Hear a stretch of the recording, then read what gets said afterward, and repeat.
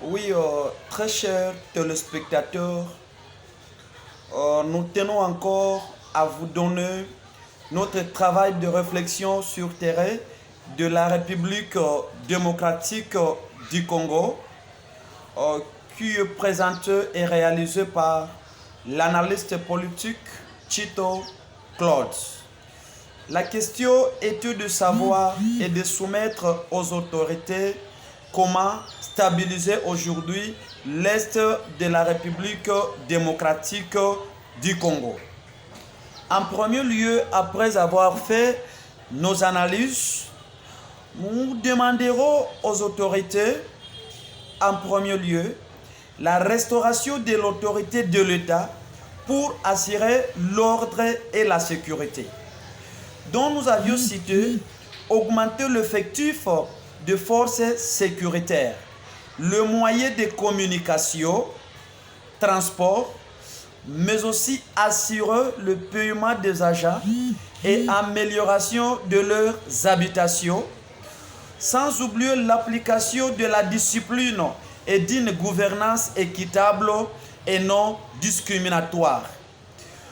De deux, nous demanderons le renforcement de l'autorité civile. Par exemple, renforcer la capacité et la discipline des agents civils, mais aussi réhabilitation des infrastructures étatiques. 3. L'intervention de la justice pour faire régner la paix dans la zone de l'Est de la République démocratique du Congo. Le désarmement des groupes armés et l'encadrement de tous les démobilisés. La lutte contre l'impunité, l'application de la justice équitable avec rigueur.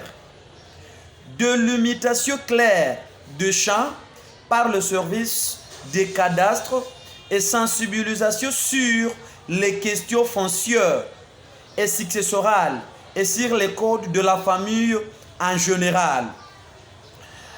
La formalisation du secteur minier, l'appui aux organisations et associations féminines et de jeunes pour l'encadrement de ces derniers. La promotion de l'éducation de jeunes et la création de l'emploi et activités génératrices de revenus à l'est de la République démocratique du Congo et surtout qui a assez de réfugiés de guerre.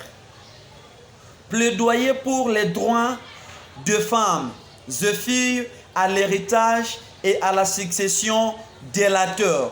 Bref, la femme aussi a droit à l'héritage. Désenclavement de toute la zone par les réseaux téléphoniques et autres moyens de communication comme radio communautaire et la réhabilitation des infrastructures routières. Aujourd'hui, nous voyons l'Est de la République est totalement impraticable suite à l'absence des routes. Des projets de développement intégrateurs, la mise en place de centres de médiation, de conflits de terres et héritage, succession ou cadre et l'organisation des séances de sensibilisation à la cohabitation pacifique ou des conflits à l'amiable. Ainsi, nous demanderons l'autorité morale de surasseoir les institutions publiques, les institutions de l'État pour la création de l'emploi, surtout aux jeunes garçons et filles, mais aussi à l'encadrement de personnes vivant avec handicap. Merci, je nous remercie et nous comptons le faire dans le projet de 145 territoires qui est aujourd'hui initié par les chefs de l'État.